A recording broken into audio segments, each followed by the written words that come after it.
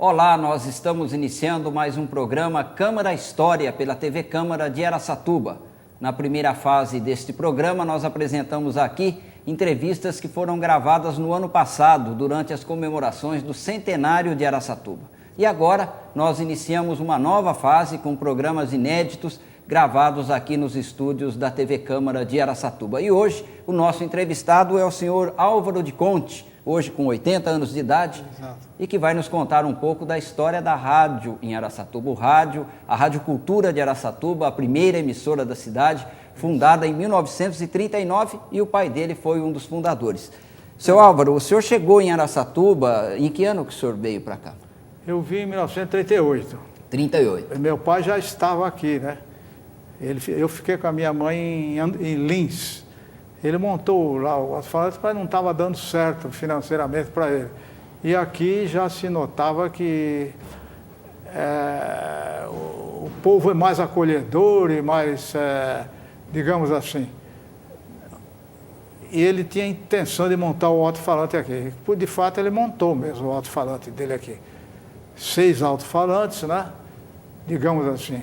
Um seria ali em cima da loja Riachuelo. Os outros dois, hoje era Rosa Riachuelo, antigamente era um bar ideal. Na Praça Rui Barbosa. Na Praça Rui Barbosa. Do lado de cá seria a Farmácia Raia, que hoje é Perfumaria Sumiré, parece que é. Certo. Mais ou menos isso. E do lado de lá não era o edifício Paiva ainda, era Casa Botafogo, tal, etc. Aí montou ali. E começou a tocar música à noite, de dia, quando havia um futebol, ele captava no radinho e passava nos alto-falantes. Então o povo sentava ali no banco e ficava ouvindo. Puxa vida, hein? A corrida de carro, antigamente era o corredor, um era Pintacuda, o outro é Dana de Tefé, por aí, né? Os corredores da época, né? E o futebol era o Leônidas, era o...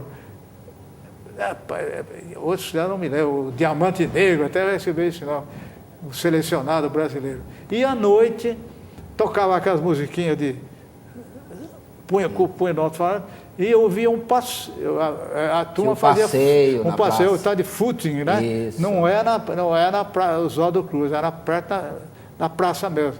Então as moças passeavam e os rapazes tudo ali esperando para ver se dava namoro. Se dava namoro, né?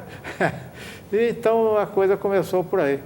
Mas tinha os recados românticos. Tinha, né? Os recados românticos. E o alto-falante lá, de vez em quando fazia um lá e aí, mandava fazer um pedido lá para transmitir no alto-falante. Luiz deseja felicidade para a Luísa. E assim, havia um programinha aí um intercâmbio lá. Acontece o seguinte, um belo dia, ele deixou um amigo lá em Lins, o Juvencio, o nome dele. Ele era técnico de rádio. E o Juvencio montou um pequeno transmissor que no interior não tinha. A única cidade que tinha rádio na época era Bauru, era Franca, por aí. Só que não tinha mais nada. E através da onda curta ainda não tinha entrada, era só onda longa, né? E a onda longa só captava à noite, praticamente, né? Quando o sol descia, a pessoa ligava no Rio, Marique Veiga, digamos assim. Então ele montou o alto-falante e um dia ele colocou era proibido pelo tempo, o DIP, né, Departamento de Propaganda, era proibido por Getúlio Vargas, cidade com menos habitantes, ter uma estação de rádio e também era uma burocracia danada. Mas aí alguns interessados aqui, alguns amigos aí, citamos assim um Valadão e outro, captaram aquele som da estaçãozinha nos seus rádios. Nem todo mundo tinha rádio, porque era caro, né? Não tinha tanto... O aparelho era difícil também. E não tinha, digamos assim, não tinha muito a prazo. Eu pagava à vista, não tinha nada. Então, juntou Valadão, não sei, Praça do Ar, não lembro. Juntou Valadão, juntou doutor Cajado Helena, doutor Jacó, vários advogados aí, tudo. E vamos para o Rio, você conhece o pessoal do Rio das Fitas, você pega a fita lá, vamos lá para o intermédio dessa criatura, e só conseguiam o prefixo. E foram várias vezes no Rio de Janeiro. Até que conseguiram alguma cunha lá e saiu o prefixo da rádio, chamado PR8 100 watts. Rádio Cultura de Araçatuba. Rádio Cultura de Araçatuba. Então, como vocês podem ver, a Rádio de Araçatuba, a primeira emissora de rádio, nasceu exatamente de um serviço de alto-falante, que funcionava na praça e depois foi transformado numa emissora de rádio, mesmo autorizada pelo governo. Só que antes, seu Abra, vamos voltar um pouquinho atrás para falar do seu pai, o seu Dante de Conte, certo, né? O fundador, basicamente, do rádio de Araçatuba. Certo. O senhor Dante de Conte, embora o nome italiano, ele não é italiano mesmo. Ele nasceu no Brasil. Onde que ele nasceu? Ele nasceu em Agudos, né? Numa colônia italiana. Em Agudos. Em Agudos. Quer dizer, o pai dele, o seu avô, que veio da Itália, realmente. O pai dele é o meu avô e mais 5 irmãos e mais 4 italianos. Aí foram trabalhar no café. Aí então o meu avô lá, ele progrediu na vida e em Piratininga ele montou uma cervejaria. Ele mesmo fazia a cerveja lá.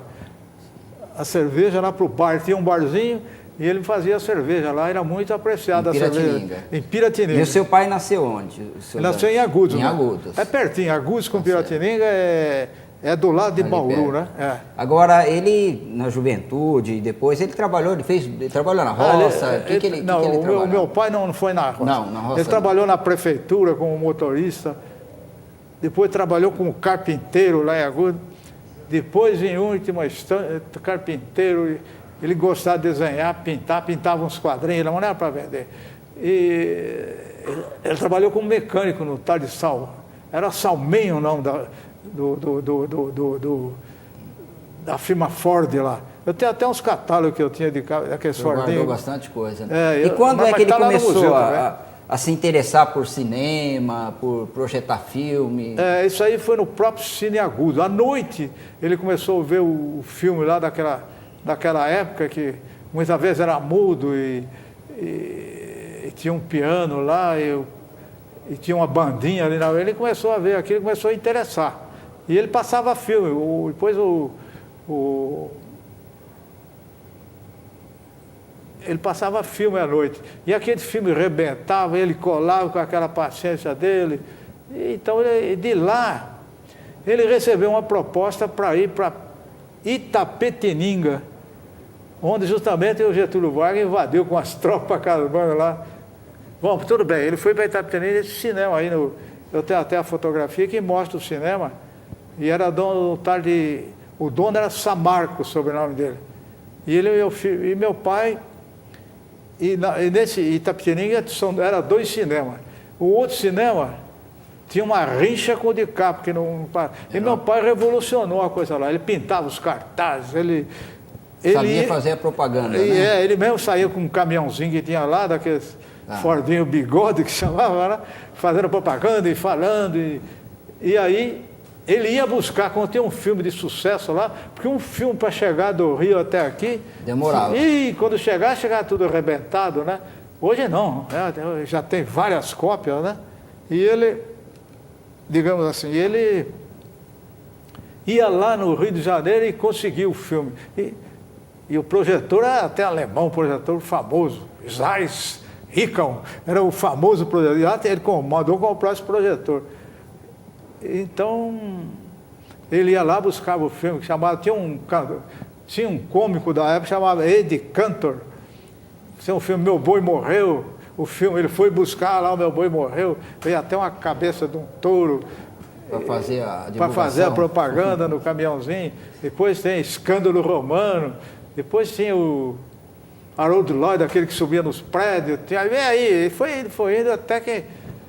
Mas ele lá em Itapetininga tinha um serviço de alto-falante, numa praça lá. E tinha um cara um locutor que naturalmente ele fazia uma propaganda lá e tinha uns violeiros que tocavam, e aquilo era um sucesso na praça lá.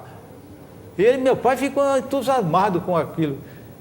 E vai e vem. Aí ele achou o dono do alto-falante, era em cima de uma sorveteria.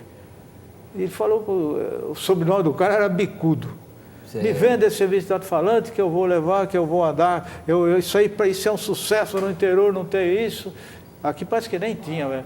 E foi lá e ele vendeu a praça para o meu pai. Meu pai ficou pagando aos pouquinhos. Aí meu pai foi para Ribeirão Preto tentar, saiu de lá do cinema tudo e foi aventurar com esses alto-falantes. Tentar montar o serviço lá em Ribeirão. Ribeirão, lá a prefeitura não deixou nem de se encaixotar, não.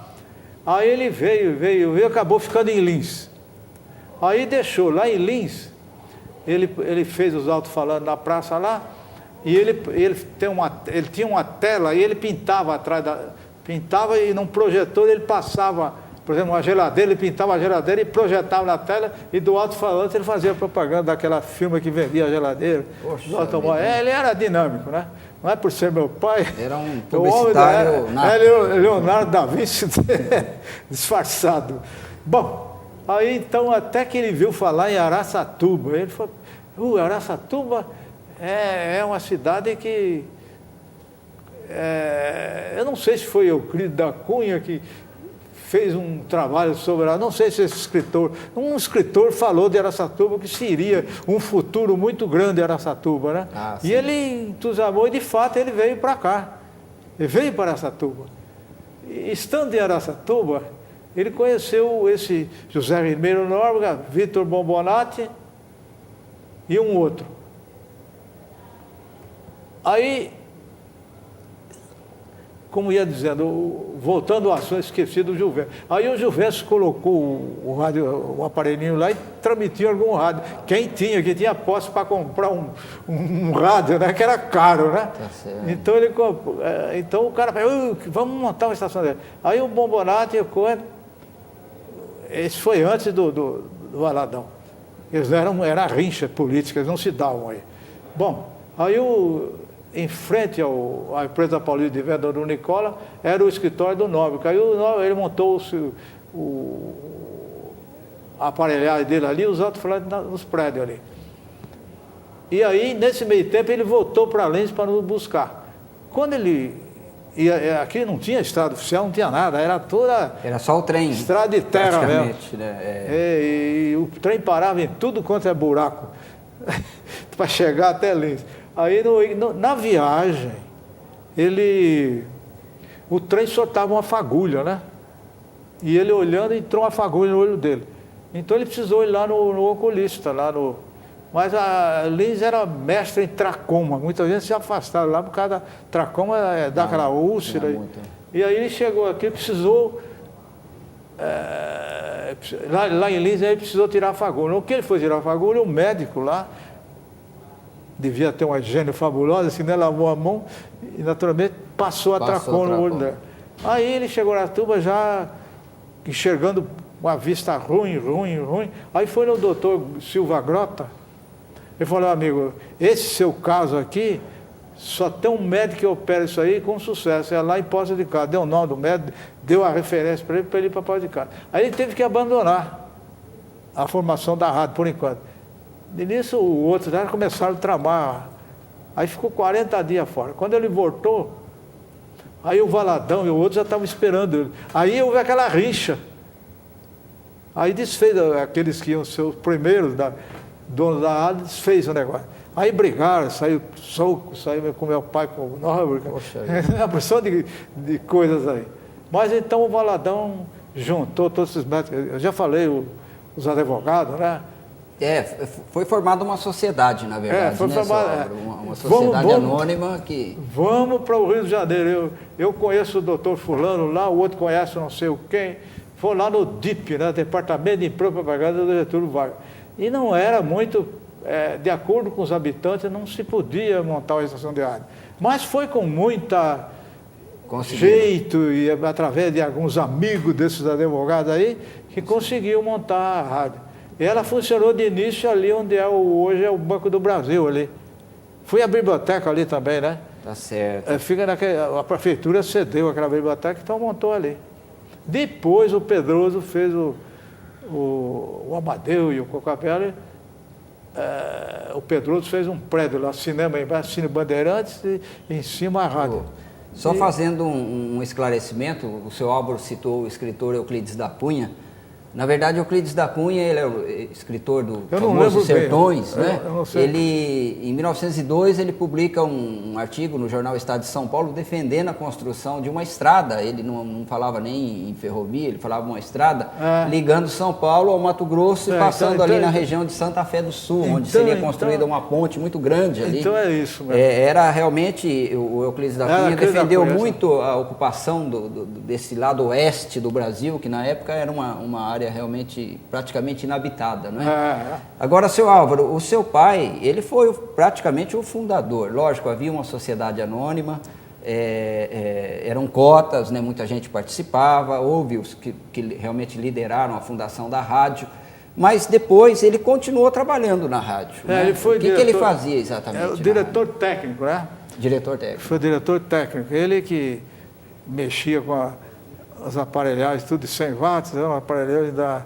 não muito bom de som, né? E ele apresentava, existem fotos que ele está participando de programas, ele também fazia. Inclusive, aproveitou muito as pessoas de Araçatuba, o Geraldo Couto de Moraes, falecido, aquele Prates lá, como é que chamava? São os que foram locutores da Foi, rádio. tinha um programa infantil. Sei. Oigre Siqueira também tinha. Então foi... O senhor se lembra de gente famosa na época que veio para cá, de cantores? Na época tinha muito show de auditórios, né? Bom, alguns estão naquela revista, né? Eu tenho umas revistas aí. O senhor guarda tudo isso na memória, né? Eu tenho as revistas aí. Veio um violinista famoso no dia que inaugurou. Era Raul Laranjeira, era famoso no violino. Não era um Jassa Heifetz lá, mas veio Leonor Alegro, uma soprano, veio Janete Chapéu de Palha, lá batia o chapéu de palha, cantava samba, naquela época, né? Sei. Que era os famosos da época, né? Fazia muito sucesso. Fazia um sucesso danado, né? E a coisa foi indo. Depois entrou a guerra, né? Aí foi difícil. Aí foi difícil porque aquela historinha que eu já contei que o surdo do eixo não podia ter propriedade, né? Isso aí consta no Juncal. O Juncal, você vê essa historinha, né? Sei. Mas acontece o seguinte... Quer dizer, os imigrantes, né, os que não eram brasileiros, eles não poderiam, eles teriam que vender as ações, eles não poderiam comprar ações. E o Nicola viu que o negócio era bom, ele já tinha uma cota boa, ele começou a comprar as ações. E ele ficou absoluto no negócio. Depois ele tomou posse, ele foi. Um belo dia ele fez uma assembleia lá, sem quórum nenhum, e se nomeou, né? O dono. O dono, e acabou, ele ficou sendo o dono, ficou empregado dele, né? Depois o Nicola parece que comprou, chamou o João Ferraz Sobrinho, que é pai desses Ferraz aí, Família Ferraz aqui de Araçatuba. O João Ferraz Sobrinho era gerente da empresa Paulista de Venda, tinha um escritório. Então o Nicolau chamou ele para ser o gerente interno da rádio lá. E o Nicolau acabou vendendo a tal empresa Paulista de Venda e ficou como a dona absoluta. Aí quando passou lá no outro prédio lá, ele já... Era o dono mesmo da rádio. Agora, ele era um comerciante, na verdade. Nicolau Fares era comerciante, ele vendia rádio, exatamente, aparelhos de rádio. Geladeira, bicicleta. Porque na época lá, tudo era importado. Desde a bicicleta, e era Electrolux, uma marca que aparecia muito, sueco, né? Era geladeira sueca. A bicicleta era diamante, alemã, que eu me lembro. A rádio era o Philips, né? Belmonte. Naquela época era esse rádio que ele vendia lá. Ele foi desfazendo disso aí e montou, a rádio foi montada, então a prefeitura cedeu ali onde era a biblioteca e para o transmissor geralmente não fica no centro, ficava lá no estádio municipal, numa casinha, 100 watts. Começou a pegar em Birigui, Guaiá, começou a chover telefonema, e tinha o programa de pedido, né? Era um sucesso na época, né? Naquela época. Seu Álvaro, o seu pai, Ele ficou descontente com essa situação, o fato dele ter sido praticamente o fundador do rádio em Araçatuba e depois ele, de certa forma, perdeu. O Nicola naturalmente acabou enquadrando o alto-falante no meio de tudo isso aí, né? Foi encostando ele, né? Mas o Nicola comprou algumas rádios, entendeu? Comprou uma rádio de Valparaíso e mandou meu pai para lá, para meu pai ajeitar lá. Comprou uma rádio em Andradina, então meu pai ia para lá. Ele mandava, mas no fim acabou em nada. No fim meu pai começou a fazer cortina. Ele fazia cortina? Fazia cortina e se associou, abrigo para carro. O homem não tinha tempo ruim, ele não pegava de um jeito, ele entrava no outro. Aí entrou com sócio com cara de Itu e ficou por aí mesmo. Ficou na cortina. No final ele era cortineiro. Ele morreu com quantos anos, seu Álvaro? Ele morreu em 84, em 1987 ele morreu. Em 87? 84. Na época ele vendia cortina mesmo? Na época ele mexia com cortina, ele instalava tapete, cortina. Trabalhou muitos anos. Trabalhou muitos anos no rádio aqui em Araçatuba. Muitos anos. E os amigos do rádio, as pessoas, Belô, por exemplo, o senhor inclusive trabalhou também no rádio. Eu trabalhei 12 anos lá. Eu ajudei ele. Eu acabei eu pedi para trabalhar, então ele pôs eu lá como discotecário. Então os discos era 78 rotação. E era, não sei se você ouviu, é uma espécie de uma cera de Carnaúba, né? Eu fui não é como era, não tinha long play só depois da guerra. Depois. E era 78, você precisava trocar agulha A agulha não aguentava. A cada 2 discos você trocava a agulha. Então eu organizava o programa, batia tudo a máquina e passava para o locutor, ficava com a programação lá para ele. Então eu trabalhei na técnica, chama técnica. Parte técnica, né? O senhor falar nunca chegou, não? Não, raramente. Quando o cara acontecia algum detalhe, você não podia ir direto no microfone, eu caía, eu ia no banheiro, não abria a porta mais. Então você tem. Tem muita história engraçada o rádio, né? Tem umas histórias, tem um tal de Totó, é vivo ainda. Aquele lá tem uma. Ele tem uns olhos, ele tá cego. Ele até é pai de um que trabalha no NPS. Como é que ele chama? Totó, acho que é Francis. Não lembro o nome dele tudo. E tinha diversas propagandas de Birigui aqui. Então, uma ocasião, estávamos reformando o estúdio lá. Isso eu já trabalhava na técnica. Reformando o estúdio e o Totó comprou umas botinas dessas de enfiar e ringideiras, sabe? Então está todo mundo trabalhando assim, você estava com a estação de rádio com fone no ouvido, né? Que o locutor ali está tudo junto, que estava reformando outra ala lá. Então o Totó, o cara lá fazendo uma propaganda do Rosabone de Birigui. Quando a pessoa passar elegantemente vestida, um terno impecável, é fato inédito que foi confeccionado pelo alfaiate de Birigui, Rosabone. E justamente naquela época, naquele dado momento que o locutor falou, ele passou em frente da mesa onde estava o locutor, e com a calcinha arregaçada. Para quê? O locutor precisou cortar o som e botar uma música que ele era... Começou a rir. Fazer o quê, né? Ele era impagável, Totó, né? Ele tinha um óculos fundo de garrafa, ele ficou praticamente cego. Ele mora ali, e tinha cobertura esportiva, além de show, essa coisa toda. O Luiz Cório, que está na fotografia, ele era o redator-chefe. Ele que acompanhava. Os locutores esportivos o Adelino Moreira, que ele falava como é que é? Adelino Moreira. O Tupã com a bola, ele tem a bola para fazer meia. Não sei se você conheceu o Adelino Moreira. Ele morreu há pouco tempo. Né? De nome a gente... Agora, seu Álvaro, e os radioteatros? Tinha as novelas no rádio. A novela tem um fato curioso. Antigamente, a novela mandava uns discos desse tamanho. E como inaugurou outra aparelhagem, você punha o disco e a novela estava lá. Mas se meteram a fazer teatro lá. Sei. Até o irmão do Bruxo lá comandou o teatro aí. E o nego ficava com o script e eu também, para pôr o som, se era trem, se era coisa, você precisava ficar comandando para sonorizar a coisa lá, né? Certo. E em dado momento o cara no script lá, né? Ele está encostado assim, ele falou assim, barulho de porta. Barulho, e era o tal de Deep, eu não sei o que era, não sei o que Deep. Precisou parar a novela, né?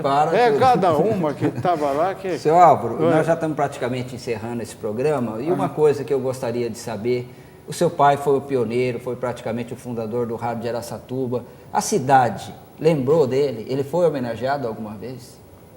Esqueceram dele, né? Esqueceram.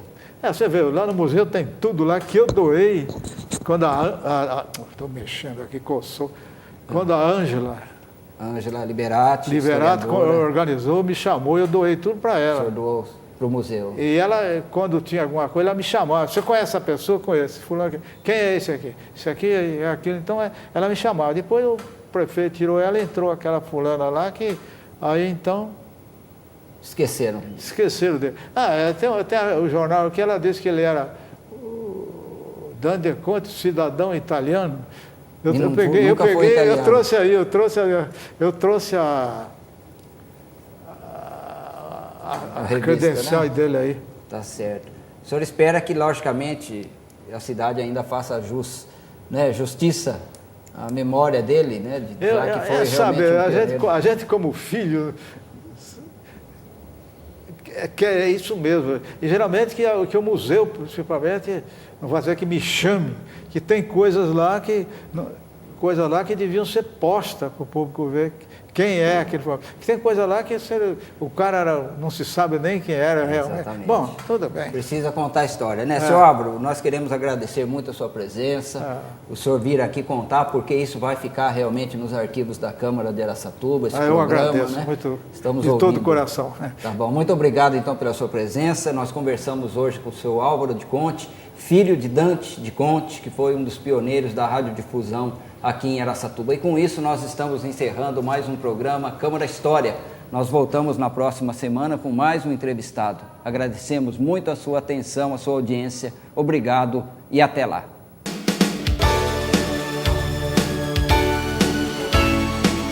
TV Câmara, canal 96 NET TV, o canal da comunidade.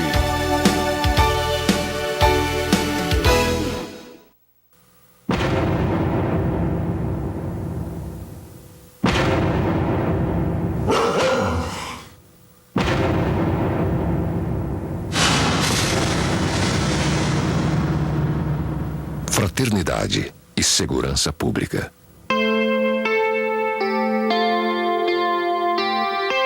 A paz é fruto da justiça. Campanha da Fraternidade, CNBB. Feijão, feijão com arroz, no mexido feijoada baião de dois. Arroz com feijão, essa mistura construiu uma nação. Coma seu caruru, seu acarajé, tome seu tacacá, seu chimarrão. Prove o que há de bom em sua região. Só não esqueça, meu amigo, do arroz com feijão. Coma feijão com arroz. Feijão com arroz é Brasil que dá gosto. Uma campanha, Ministério do Desenvolvimento Social e Combate à Fome. Brasil, um país de todos. Essa mistura construiu uma nação.